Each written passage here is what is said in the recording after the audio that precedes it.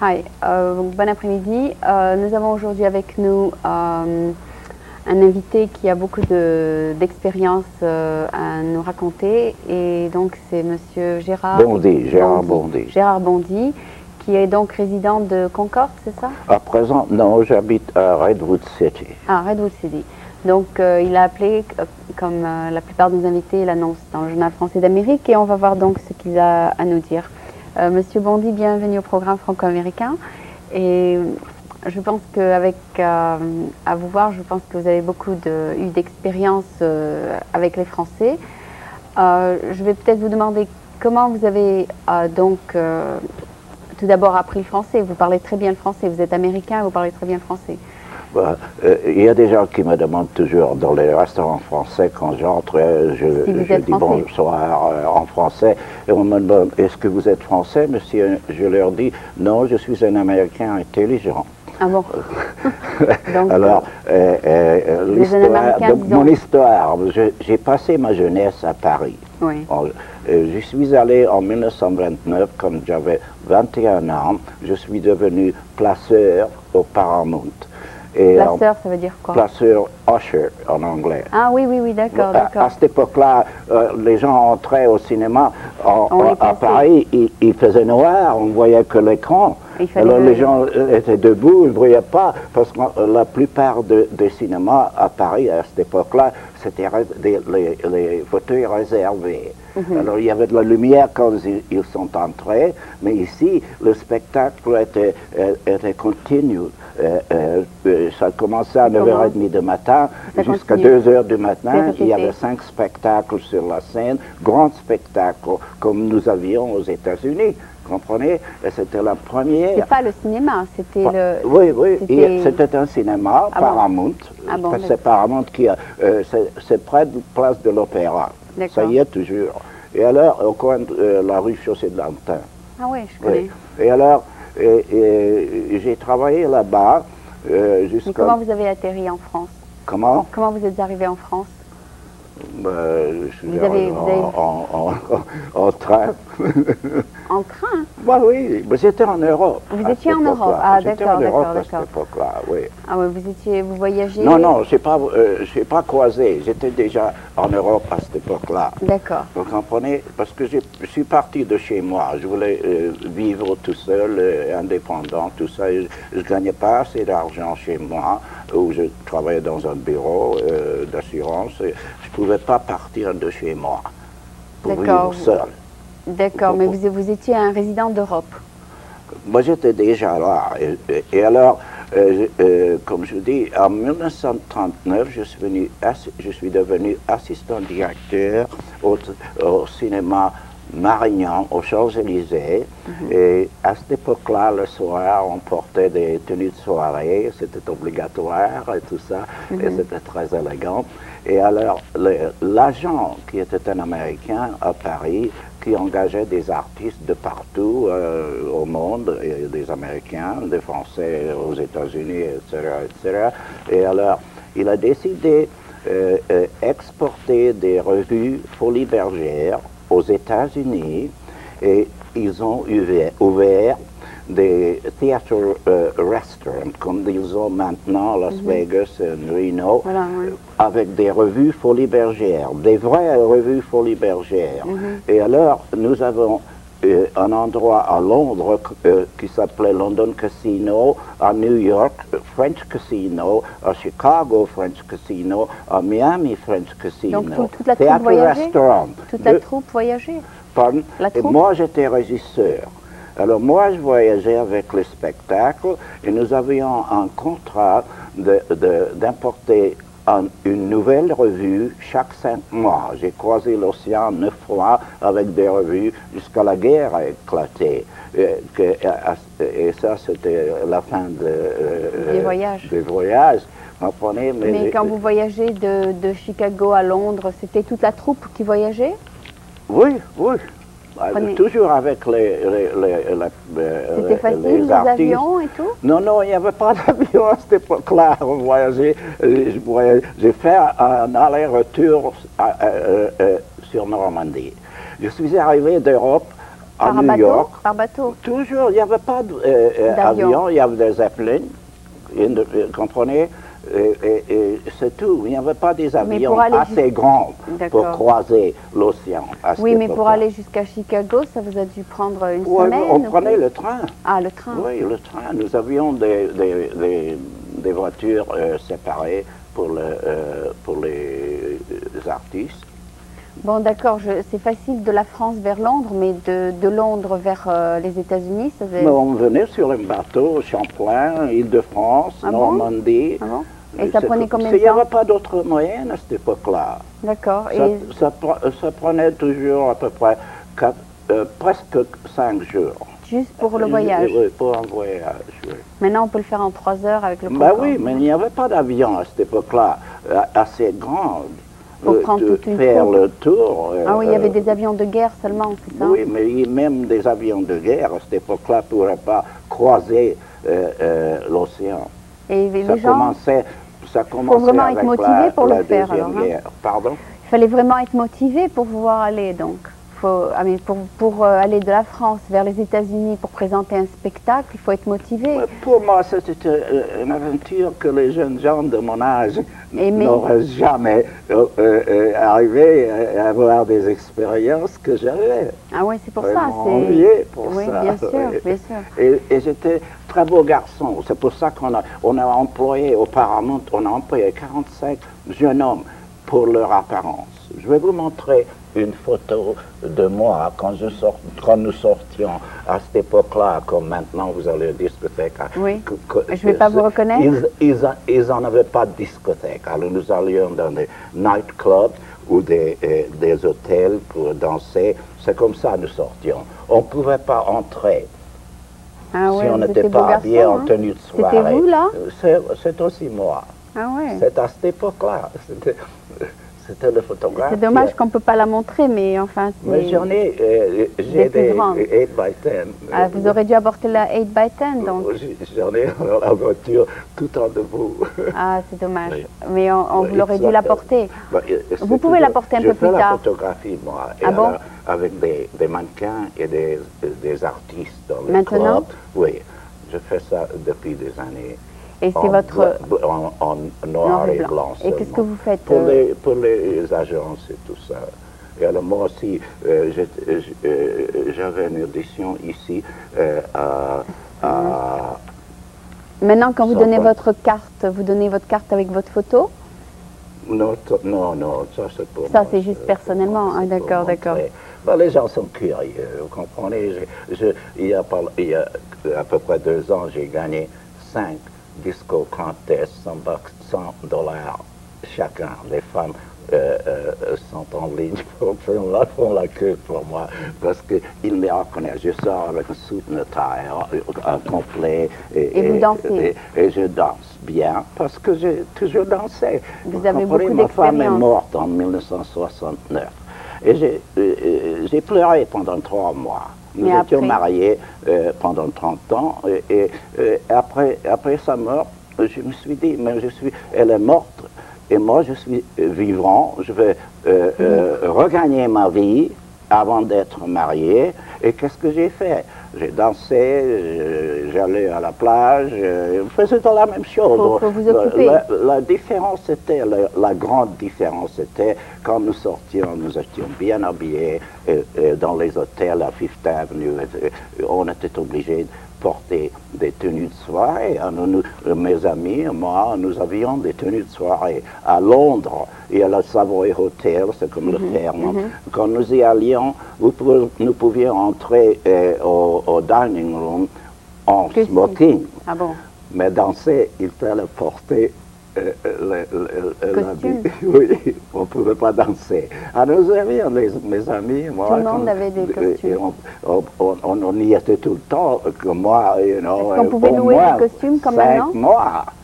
Je pouvais pas. Et je travaille jusqu'à 2 heures du matin avec le spectacle, mais après ça, il y a toujours des clubs partout qui étaient ouverts, spécialement à Londres. Il y avait des clubs, nightclubs, on ne pouvait pas entrer seulement en tenue de soirée. On y pouvait entrer en tenue de soirée. D'accord. Et... Bottle Club, ça s'appelait. Vous savez ce que c'est? Bottle Club? Non. C'était un club de bouteilles. Vous achetiez une bouteille de boisson, et on mettait votre nom et on gardait la bouteille. Et quand vous êtes revenu, vous avez demandé ma bouteille et tout ça, ils l'ont gardé quelquefois pendant 1 an parce que moi je voyageais. Et pourquoi elle l'a gardé? Oui, on les a gardés avec notre nom, c'était très élégant, c'est très bien. Oui. Et il y avait plusieurs à Londres, ça n'existait pas aux États-Unis. Ça s'appelait Club de bouteilles. Ah bon? Oui, on appelait ça. Et pour entrer, il fallait simplement acheter une boisson, c'est ça? Bon, on demandait pour la bouteille, c'est tout. Whisky ou whatever, vodka. Et puis, si vous vouliez de soda ou quelque chose, ça, c'était séparé. D'accord. Mais la bouteille était là, pour toujours, ils l'ont gardée tant que vous étiez client. Ah bon, oui. D'accord. C'était intéressant parce que c'était très élégant. C'était très bien. Est-ce que les gens louaient leurs costumes s'ils n'en avaient pas? Non, je ne crois pas. À Londres, même en été, à cette époque-là, quand vous aviez un billet dans un théâtre, même en été, vous étiez obligé de vous habiller, les hommes et les femmes, en tenue de soirée. L'orchestre. Ah, donc la plupart des gens dépensaient de l'argent dans les habits. C'était comme ça tout le temps. Oui, d'ailleurs, même les gens des plus bas moyens avaient toujours des belles tenues. Tout le monde. C'était pas une grande chose d'avoir des tenues de soirée, c'est comme un autre complet. Oui. C'est tout. C'est tout, mais les gens maintenant ne n'aiment pas. C'était différent. Mais même ici, à cette époque-là, à New York, dans les hôtels, Park Avenue, Fifth Avenue, vous étiez obligé d'habiller en tenue de soirée. Mais vous dites que vous êtes américain, mais comment est-ce que vous avez vécu en Europe? Parce que vous êtes allé en Europe par chance? Bon, je vais retracer un peu. Ma mère était de Berlin et mon père de Prague. Oui. Ma mère était allemande, son père était envoyé à Budapest pour rédiger un journal allemand. D'accord. Et mon père est venu de Prague. Il n'y avait pas de Tchécoslovaquie à cette époque-là, c'était parti d'Autriche. Et il est venu en même temps, à peu près, à Budapest pour des affaires et rencontrer ma mère, qui est devenue ma mère. Alors, ils avaient 4 enfants. J'étais le plus jeune à Budapest. Et j'étais éduqué à Budapest, lycée. Et après ça, j'ai travaillé. Mais je voulais partir de chez moi. Je ne veux pas rester chez moi, comme je vous ai expliqué. Alors, j'ai décidé de partir. À 18 ans? 21 ans. 21 ans, vous avez parce que j'ai travaillé après le lycée. J'ai travaillé, j'avais un oncle qui était chef de bureau dans un établissement d'assurance. Mais je ne gagnais pas presque rien, très peu d'argent. Et alors, avec cet argent, on ne pouvait pas vivre seul. Oui. Ce n'est pas la question de bien. Seul, je ne pouvais pas, même pas. Je ne gagnais pas assez. Et alors, j'ai décidé, heureusement pour moi, parce que j'ai évité Hitler et tout ça, parce que j'avais des amis, des artistes commerciaux qui sont allés à Berlin. J'allais à Berlin, moi, parce que je parlais allemand. Mais j'avais un ami, un jeune homme de Budapest. Nous allions à l'école ensemble, qui est venu visiter au printemps et il m'a demandé d'aller à Paris, c'est beaucoup mieux. Et j'ai décidé de suivre son avis et c'est comme ça que je suis arrivé en 1929 à Paris. Et j'avais de la veine parce que j'ai évité l'Allemagne. Oui, donc vous avez un passeport allemand ou un passeport américain? Non, j'ai commencé avec un passeport allemand. Oui. Parce qu'ils n'étaient pas américains. Mais quand j'avais déjà, pour vous expliquer, j'avais une sœur de ma mère, qui était mariée avec un docteur à New York. Ah, d'accord. Alors, depuis, je sais pas, 50 ans, vivait à New York, Fifth Avenue, très société. Et c'est comme ça que vous êtes allé vers l'Amérique? Elle est venue, après la Première Guerre, elle est venue en Europe. Les gens riches des États-Unis allaient, après la Première Guerre, d'acheter le trousseau pour les filles à Paris. Et elle est venue visiter la famille à Prague. Et elle a dit à la famille que tous les jeunes gens devraient aller aux États-Unis. Et quand elle est retournée, comme nous étions 4, j'étais le plus jeune. Et alors, il est venu ici en 1921. Non, 1921, et pour lui, il a envoyé un billet à mon second frère en 1923. Alors j'avais déjà deux frères aux États-Unis. Et alors moi, quand je suis devenu régisseur, comprenez, alors, quand j'ai entendu d'en parler qu'ils allaient produire des revues Folies Bergère pour les États-Unis, j'ai demandé le producteur, je lui ai expliqué que j'avais déjà des relations ici, je voudrais venir ici, et c'était très bien pour lui, parce que aussi que j'avais une petite amie anglaise, une danseuse de Paramount, et je parlais un peu d'anglais. Et aussi j'ai appris l'anglais un peu à l'école, c'était obligatoire en Europe. Allemand, et après la première, allemand c'était toujours obligatoire en Hongrie, au lycée. Mais après la Première Guerre, vous pouviez choisir de français ou anglais, deuxième langue. Deux langues étaient obligatoires. Donc vous avez appris l'anglais? Alors moi j'ai pris l'anglais. Non, j'ai pris français et après l'anglais. Ah, donc l'anglais c'est votre troisième langue alors? Oui, parce que j'étais déjà intéressé. Je n'avais pas idée que j'allais venir ici, mais je voulais finalement apprendre, vous êtes venu, d'accord. Je parlais allemand fluemment et je parlais un peu de français. Et alors quand je suis arrivé ici, quand je travaillais au Paramount, il y avait un groupe de danseuses anglaises. Et alors, j'avais une petite amie, une des danseuses. Elle a mis des mots dans ma bouche, je les ai gardés. C'est comme ça que j'ai appris l'anglais. Ah, d'accord. Même temps que le français. Parce que j'entendais parler français toute la journée dans les films. Oui. Vous comprenez? Après 8 mois, je commence à lire les journaux, j'ai compris tout. Vous avez tout compris. Et alors, évidemment, pendant 5 ans, je parlais la plupart du temps français. Alors, je parle mieux français, sans accent étrange, que l'anglais. On me demande toujours d'où venez-vous. Non, pas je vous. viens de ma mère. Elle ne comprend pas. Mais où vous êtes né? Dans ma mère, uterus. Non, mais finalement, vous pouvez dire que vous êtes français. Ici. Je suis sûr que vous savez ça. Les gens ne comprennent pas. Vous habitez à Chicago. Il y a peut-être 1,5 million de Polonais. Alors si vous êtes en cette partie de Chicago, évidemment, vous parlerez polonais. Comme à New York, il y a des petites villes d'Allemagne, d'Italie et tout ça. Alors, vous êtes là tout le temps avec vos parents et des amis qui parlent la langue. Alors, c'est naturel que vous allez apprendre la langue. Et moi, il faut que je vous explique ça en anglais. It affected my vocal cords. French is so different from English. Ah, oui. And that's why I still have a strange accent. Yeah.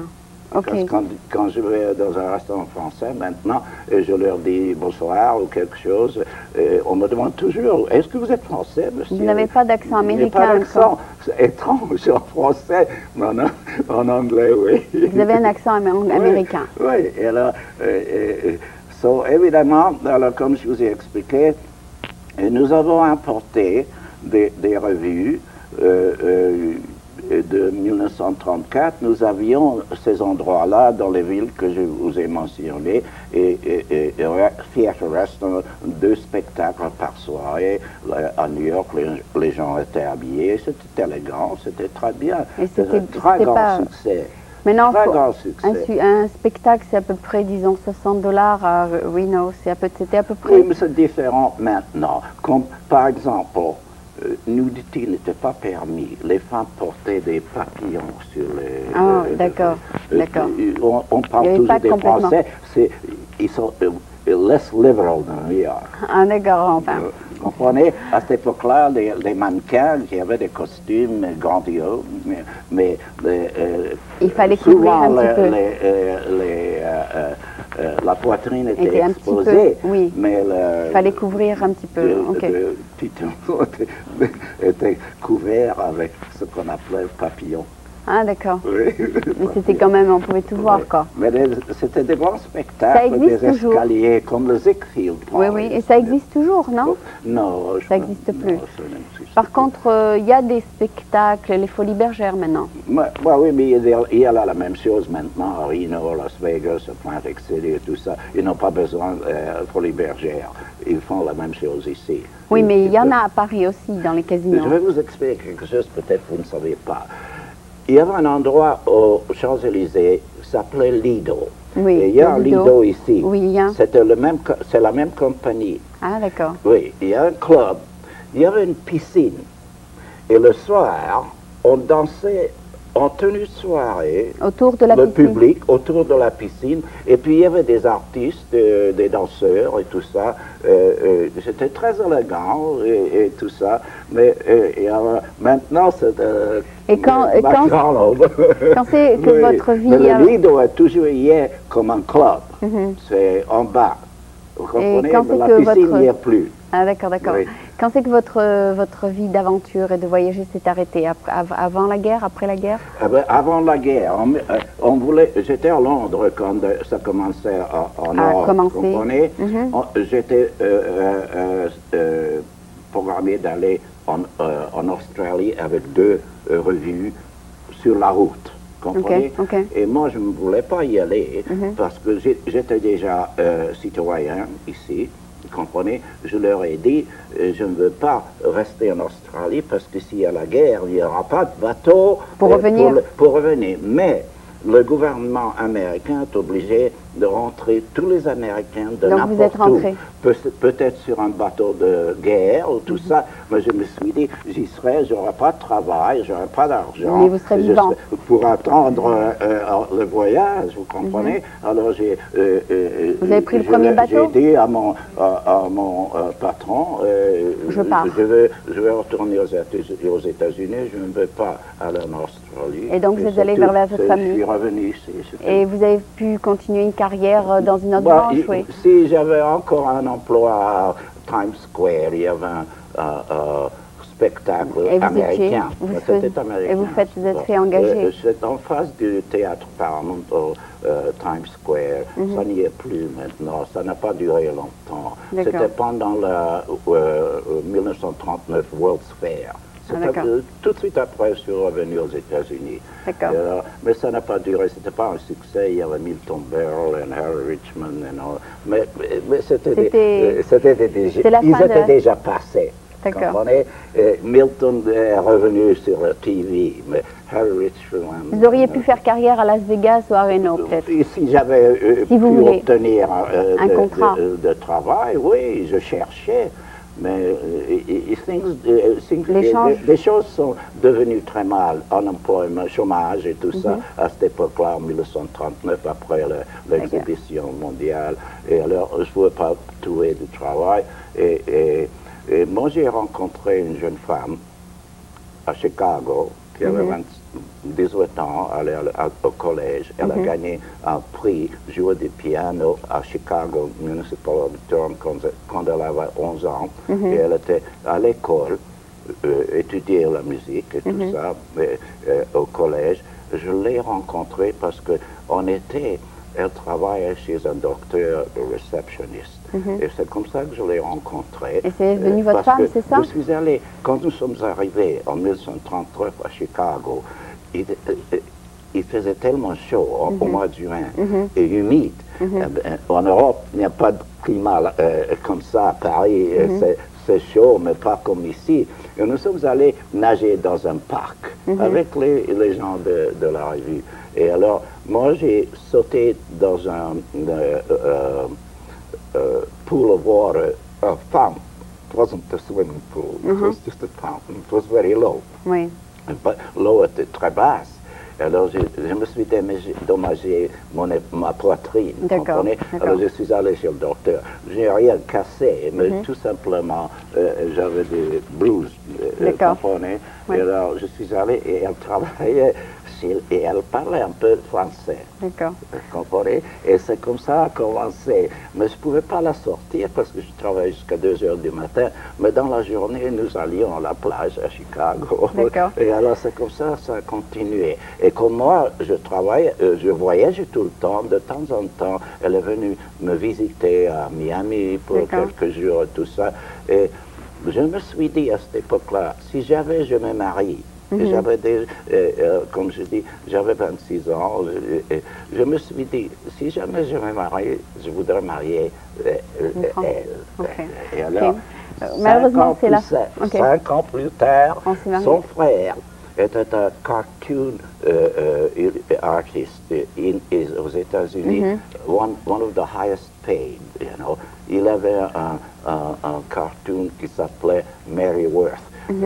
San Jose, Oakland, all over the United States. Il était un peu plus jeune, mais il est en retraite aussi. C'est fini? Oui, on nous dit qu'il faut nous arrêter. Alors, moi, je voudrais... Vous m'avez demandé, j'ai beaucoup de choses. Oui, vous avez beaucoup de choses à dire. Malheureusement, on vient de nous dire qu'il faut arrêter parce que c'est la fin. Ça revient de temps en temps quand les gens me demandent. Vous comprenez? Oui, bien sûr. J'en parle pas. Oui, bien sûr. Oui, ok, peut-être on continuera un autre jour. Hein. On continuera l'histoire. Dans la classe, on fera votre biographie. Ok. Tout le temps, parce que j'ai des photos de piscine moniteur. Et quand je suis arrivé à Paris, on a pris une photo de moi, place de l'Opéra, au métro. Et tout ça, j'ai plusieurs photos comme ça. Ok, donc je vous remercie d'être venu. Malheureusement, c'est la fin de la demi-heure. Et donc, c'était Gérard Bondy qui vient de nous raconter un peu de ses souvenirs d'Europe et de France. Et peut-être qu'il reviendra, peut-être qu'il a tellement à dire. Merci beaucoup d'être venu. Vous décider, si vous voulez, je vais reviendrai. D'accord. C'est intéressant. On fait la continuation la prochaine fois. Pour le moment. Est-ce que vous avez des programmes ou quelque chose comme ça? Parce que lors de la classe, j'ai mentionné à la professeure que je suis invité. D'accord. Parce que nous avons le journal.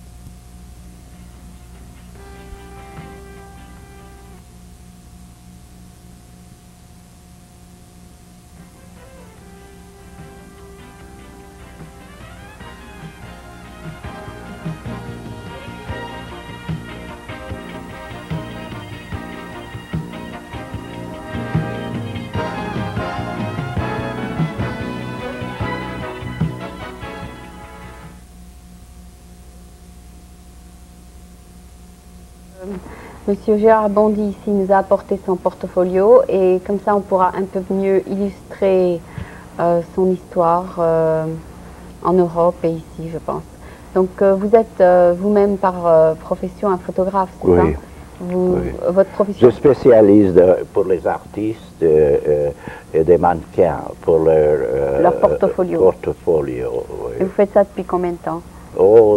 Plus que 25-30 25 ans. 30, 25. D'accord. Donc vous nous apportez des photos pour nous donner une idée de ce que la vie d'Europe est. Moi, je ne les ai pas, je ne savais pas si ça vous intéresse. Oui, ça m'intéresse. Alors, mais c'est chez moi, il n'y a rien. Tout ça, c'est aux États-Unis. Toutes ces photos étaient prises aux États-Unis. Donc vous étiez vous dites ici régisseur d'une troupe des revues Folies Bergère importées aux États-Unis. Donc ce sont des là j'étais déjà dans une revue américaine à New York, Times Square, pendant l'exhibition World's Fair, l'exhibition mondiale en 1939. Donc vous avez passé une partie de votre vie autour de femmes et de... Oui, en général des artistes tout le temps. D'accord. Vous étiez peut-être... Est-ce que vous étiez quand même fidèle à votre femme tout en étant... Ma femme jouait le piano que j'aime beaucoup et alors ça... c'était toujours quelque chose. Je me rappelle, elle jouait de semi... Elle jouait du piano dans les spectacles, non? Non. C'est moi qui lui a dit de devenir un mannequin à Chicago. Ce qu'elle a fait après l'école. Elle l'a fait. Elle était mannequin au même agence que Nancy Davis. Ah bon? Oui. Et donc, elle connaissait. Et elle m'a même dit, avant d'être mariée avec Reagan, qu'elle était un snob très riche, de famille très riche. Son père à elle est un docteur, et très riche, et qu'elle était un snob. Elle voulait tout. Il paraît que dans le White House, elle veut tout gratuitement. Elle veut qu'on lui donne tout. Les robes, elle est très gâtée, quoi. Elle ne s'associait pas avec le reste des mannequins à l'agence. Ah, d'accord. Bon, alors, quel âge vous avez à peu près ici? À peu près 31 ans, moi, 40 ans, oui? Ça, c'était pris, 30 en 1939, c'était 31 ans. 31 ans, donc c'était juste avant la Deuxième Guerre mondiale. Oui, c'était déjà commencé en Europe. Pendant la Deuxième Guerre mondiale. C'était déjà commencé là-bas avec la France. Voilà, pas en Angleterre, mais en France. Mais aux États-Unis, pendant la Deuxième Guerre, est-ce que ça se sentait, la guerre, ou bien pas du tout? Pas autant. Je suis enregistré volontairement en 1942, quand nous avons commencé. J'étais stationné en Angleterre, en Russie, pendant la guerre. Ah bon? Oui. Et en Russie pour 5 mois, voyager. Quand vous étiez aux États-Unis, pourquoi prendre des chances et d'aller en Europe pendant la guerre? C'était pas mon choix. J'étais dans le militaire. Ah d'accord. Oui, c'était pas mon choix. Vous aviez combien, 31 ans? Parce que moi, je voulais voler dans des avions, mais j'étais déjà trop vieux. Vous comprenez? La limite était 28 ans et j'avais déjà 31 ans. Alors, je ne pouvais pas. Alors, j'ai travaillé, j'étais mécanique crew chief sur le B-17 Bombers. D'accord. Et flight engineer. D'accord. Et ça, c'est des photos de lorsque vous étiez sur les plages? Ça, c'est sur la plage à Miami. Mais j'ai vu ça à John Travolta dans un film. Oui. Saturday Night Live.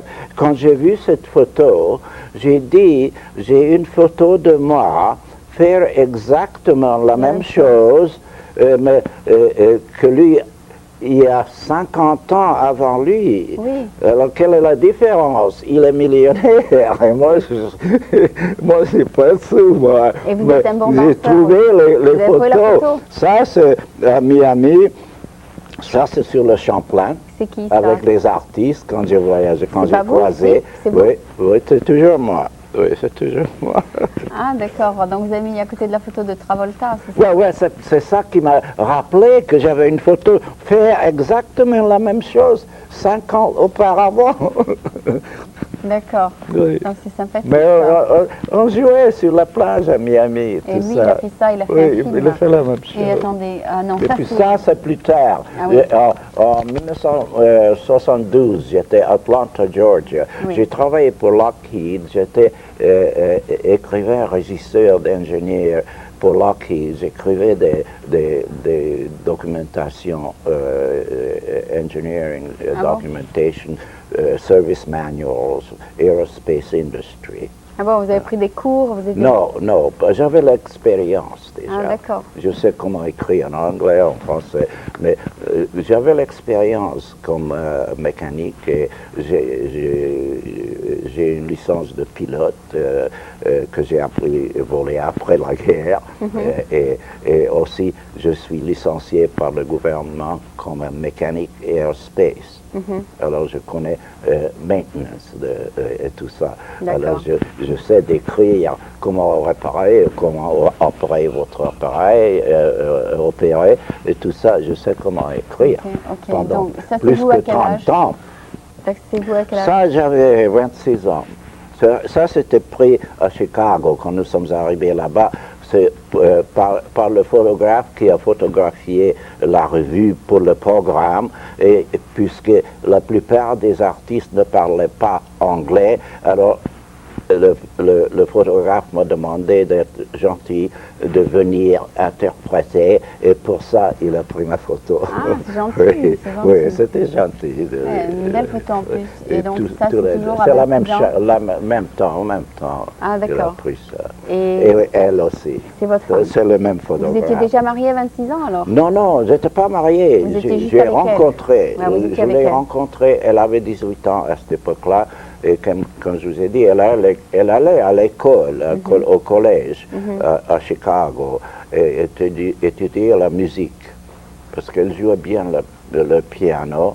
Elle a gagné un prix quand elle avait 11 ans à Chicago Municipal Auditorium, jouer le piano. D'accord. Oui. Elle est très belle, oui. Et donc, vous êtes marié plus tard, c'est ça? 5 ans plus tard. Ah, oui. d'accord, d'accord. Quand je suis revenu d'Europe en 1939, elle était à New York avec son frère. Comme il était illustrateur. Combien de pays vous avez visité lorsque vous étiez pilote? Je ne sais pas. De pays en pays? J'ai vécu en Angleterre. J'ai vécu à New York, à Chicago. Oui. Voyagé aux États-Unis, un peu partout. J'ai vécu à Atlanta, à Los Angeles, et maintenant, depuis 1961, ici. D'accord, mais avant ça, j'ai vécu quel dans le pays sud. vous avez fait d'Europe? Et j'ai voyagé en Hongrie, en Autriche, et en France. Et pendant la guerre, nous sommes allés, quand j'étais déjà au militaire, service militaire, en Russie. Nous étions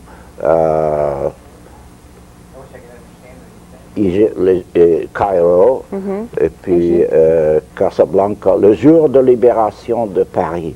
J'étais à Casablanca. Et nous étions dans une piscine qui était réservée pour les officiers des militaires américains et français, mais les Américains, je n'étais pas officier, j'étais Master Sergeant, mais nous étions invités. Et j'ai rencontré une jeune femme de là-bas, de Marocaine, et nous bavardions en français. Mais quand je me suis habillé en uniforme, elle me dit, mais vous n'êtes pas français? Je dis, non, je suis soldat américain. Et puis, nous étions à Cairo, en voyageant vers la Russie. Nous avons croisé Middle East, tous les pays là-bas. Nous étions à Téhéran, à Bagdad, tout ça. Où est-ce que la guerre se faisait le plus sentir? Pendant la guerre. Où est-ce que vous sentez plus qu'il y avait de la guerre? En Russie?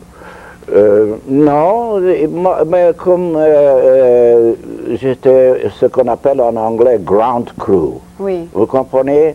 Alors c'était toujours pareil, nous étions obligés de réparer des avions et tout ça, il n'y avait pas d'action De la guerre. pendant la guerre où nous étions. D'accord. Vous comprenez? Il y avait des aéroports en Angleterre qui étaient bombardés par les Allemands, mais nous y étions plus loin. Et les Allemands ne pouvaient pas aller voler cette distance. Vous comprenez? Nous étions en sécurité. hors donc ça c'est vous un peu plus encore tard? à New York, oui. À New York, 40 ans Oui. maintenant, 35? Non, c'est le même âge. Oh, le même âge, Ouais, ok. ouais. D'accord, et donc ça c'est des photos que Ça, vous prenez? c'est par récent. ici, ça c'est un restaurant qui sert de flaming dishes. Ah, Et ils d'accord. m'ont demandé pour le publicité. En fait, vous auriez pu faire carrière dans des shows peut-être, mais vous avez changé de carrière. Oh, oui, de mais domaine. ça, pendant la guerre, il n'y avait pas beaucoup Trop de de choses choses. comme ça. Comme je vous ai dit, je suis resté à New York, Et mais vous avez donc- un seul emploi comme régisseur des revues. Et après ça, c'était fini parce que Et donc la vous êtes guerre- devenu photographe il y a Ça, 25 ans? j'ai commencé ça comme amateur. Ah bon, et puis vous avez J'ai devenu commencé ça comme professionnel? amateur, oui. Mais vous vous faites quand même payer si quelqu'un vous demande. Maintenant, on me paie, par exemple, pour des mannequins, tout ça, elle me paye, il me paye Il, pour les photos. ou des hommes oui. ou des femmes. Hein? Ça, c'est fashion show. Ah bon, ouais. Oui, j'étais payé pour ça. Ah bon? Oui, oui. Et Alors, on me demande si c'est mon hobby. Je dis non, my hobby is to make money. Photography is the tool. It's one of the tools. oui, vous pouvez faire ça comme en plus. En plus, comme je vous ai dit, je suis membre de la Camera Club à Lockheed comme un retraité. Oui. Alors, chaque 2 mois, Il y a un petit 2 concours. mois, il y a un concours de photos. Hier soir, j'ai gagné première place avec un portrait. Super. Grand comme ça. Récent, Oui. un portrait récent? Oui. D'accord. Mais Et- j'en ai beaucoup, parce que j'avais une exhibition à Palo Alto pendant janvier et février, pendant 2 mois avec 30 de mes photos. Ah bon? Oui. Et vous allez peut-être publier un livre avec vos photos, c'est ça? Vous développez je vous-même? ne veux pas engager tout le temps. Ah, Je veux Reposer. liberté, vous comprenez? J'aime bien sortir. Mais vous avez quand même, vous développez vous-même? Comment? Vous développez- Ah oui, je fais le travail moi-même. Faites tout. Je suis bon marché à cause de ça. Ah, d'accord. J'ai l'équipage et tout ça. Je fais tout moi-même. Ah, De la lumière, de plusieurs Et ça, par appareils. exemple, vous louez un studio si ça doit se faire en Non, j'ai pas besoin de ça. J'ai un salon où je vis à Redwood City. C'est plus grand que la plupart des portrait studios. Ah bon, et alors, Alors j'ai overhead light et puis des lights, regular lights et tout ça. D'accord. Et j'ai l'équipage pour to process the film. Et vous- And print. Et, en plus, je peux aller à Lockheed, le Camera Club a 3 studios, 3 labs. Je pourrais y aller si je voulais. et les étudier. Mais j'ai pas besoin. D'accord. Ils Et ont, ça, c'est une photo que vous avez dit. ça, c'est une photo de télévision de l'atterrissage de l'astronaute sur la Lune avec M. Nixon. Et vous avez pris la photo pendant le... Oui, mais on a expliqué dans le journal, si je me rappelle, j'étais à Santa Barbara à cette époque-là, et dans le journal, on a expliqué comment prendre une photo de télévision. Et j'ai gagné 2 fois première place, parce que c'est l'histoire. Parce qu'on peut pas... C'est pas la qualité de Ouais, de photos qui les intéressaient, et D'accord. c'était un peu d'histoire. D'accord. Et donc, Et ça gagne aussi. Elle était Vous avez très gagné jolie. un prix? Oui, elle est très jolie, jeune femme. Mais j'en ai beaucoup. Mes murs sont couverts avec des photos de belles femmes. encadrées, non seulement belles femmes, des photos qui ont gagné des prix. des prix. Ah, d'accord. Oui, Donc, oui. en 20 ans... Pas tous, ils ne sont pas tous des femmes. Il y a, il y a des hommes. des choses. Par exemple, maintenant, je prends des photos des mannequins dans les department stores. They are like real people. Le juge demande, est-ce que c'est une personne réelle? C'est un mannequin. C'est un mannequin, oui. J'ai déjà tellement... il y a une boutique à Palo Alto, à University Avenue, Roxy, ça s'appelle. Yeah. Ils ont des mannequins magnifiques, sont tous comme réels, vous comprenez? Et alors, il n'y a pas longtemps, il y avait un mannequin avec un Harley Davidson motorcycle, standing derrière le motorcycle. Alors, j'avais permission d'entrer dans la boutique le matin avant le public. Et j'ai pris une photo, je l'appelle Roxy Biker. Ah, d'accord, oui. Et c'était un mannequin. Et maintenant, depuis quelques semaines, il y a un écureuil qui vient dans mon salon chercher des noix sur le tapis. Il y était avant d'arriver ici. Il vient presque tous les jours. Parce que oui, presque tous les jours. Parce que j'habite ce qu'on appelle ici le premier étage, et patio, cet écureuil vient pour chercher quelque chose à manger. Alors quand j'ai vu ça il y a quelques semaines, j'ai mis des noix dehors. Alors il revient. Alors il commençait à revenir. Alors après ça, j'ai ouvert la porte de la glace un peu. Et alors j'ai mis les noix sur le tapis. Alors maintenant, ils viennent tout le temps et il va chercher des noix partout. C'est drôle. Et j'ai des photos. Ils vont pas faire des petits, ils vont faire des petits sur votre... je ne sais pas, je ne crois pas. Ils sont bien nourris. Mais j'ai une photo de ça. Enlarged. Ah d'accord, des écureuils. Oui. Ok, donc vous continuez votre carrière de photographe, donc vous êtes toujours actif. Maintenant on me connaît suffisamment. Je sors la nuit sur la péninsule, vous comprenez, on me connaît. Alors de temps en temps, il y a des femmes ou des artistes qui me demandent, ils ont besoin de photos, alors je les prends. Je ne veux pas être occupé permanemment. D'accord. Et vous, pour un portfolio, combien vous demandez? Je demande $150 pour prendre des photos. Je montre ce qu'on appelle contact print of all the frames. De combien vous faites? Et ils peuvent choisir. Et je leur donne 3. Non, je n'utilise pas. J'ai un caméra qui est un peu middle size, ce qu'on appelle middle size. 2 and a quarter. Non, le 35 mm, ça c'est pour les actions.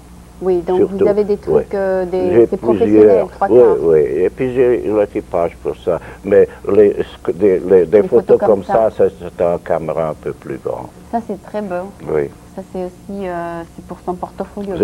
Le portrait que j'ai gagné hier soir, à la première place, hier soir, une femme blonde, presque pareil avec ça, mais elle était blonde. Mais alors, on vous donne le prix parce que de la qualité du développement... C'est une compétition, oui. C'est la qualité technique, et aussi bien que le sujet, tout ça. Si quelqu'un commence un hobby dans la photographie, ça prend combien de temps pour devenir bien? Bon, ça dépend. Moi, la plupart des membres au Camera Club prennent des photos, des sunsets, sunrise, tout ça. Alors je dis, il prend des photos des choses qui ne répondent pas quand on leur parle. Mais c'est moi qui est le juge. Moi, je vous dirai ce que vous devez faire et me regarder quand je prends votre photo, parce que moi je sais si c'est bien dans l'appareil. Vous comprenez? Je dis toujours aux mannequins ou des personnes, ne souriez pas. N'importe qui peut sourire. Ouvrez votre bouche. Tout simplement un peu, comme ça il n'y a pas de ride, vous comprenez? Pour voir une ligne de blanc, des dents, ça suffit, on n'a pas besoin. Et je vois des photos des gens, des managers, ou des officiels et tout ça, des astronautes, ils ont l'air d'idiots. Non, parce qu'on leur dit sourire. Oui, il y a de drôle. Bah oui, on leur toujours. C'est bien de dire à un enfant sourire. Mais pas un adulte. Mais un adulte, moi je trouve ça, Oui, c'est pas nécessaire parce que ce n'est pas bien. Pour moi, c'est pas bien. C'est pas intelligent. Vous n'avez pas une expression intelligente quand vous faites ça. Oui, donc ces mannequins peuvent prendre ces photos dans des agences. Dans les agences, oui. Du travail. Headshots, on les appelle headshots. D'accord. Et donc vous prenez 36 et choisissez 30? Non, cet appareil, je prends 12. Mais si j'ai besoin, si vous avez beaucoup de vêtements, tout ça, je prends n'importe... C'est l'article le moins cher, le film. Le 12. Ça m'est égal. Moi, si vous avez suffisamment, en général, je prends un rôle de 12. Pour $150? Oui. Et alors, vous choisissez, même vous n'auriez pas 12 photos. Vous aurez 3. Vous choisissez 3. Vous choisissez 3. C'est bien, c'est un bon prix. Ah, oui. Et comment, donc, vous n'avez même pas besoin de faire de la publicité, les gens vous... Bon, je fais un peu de publicité. Il y a un magazine ce qu'on appelle Trellis. Les femmes cherchent des hommes comme dans les gardiens, Beggar et tout ça. Et j'ai une... Parce qu'il y a des hommes, aussi bien que les femmes, demandent des photos, qu'ils veulent faire connaissance d'une femme ou un homme, et ils demandent des photos.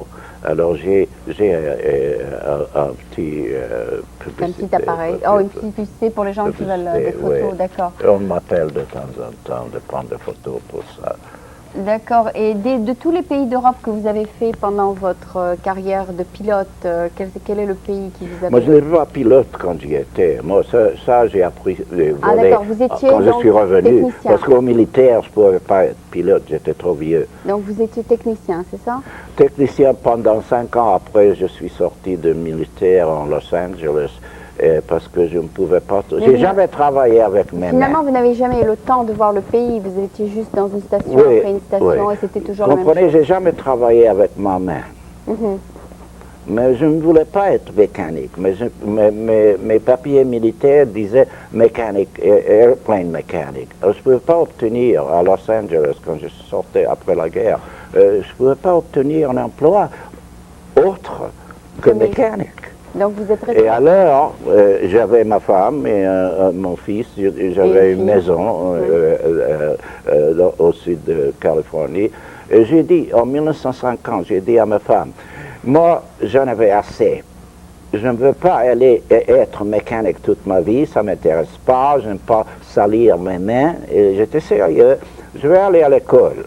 J'ai enregistré à UCLA.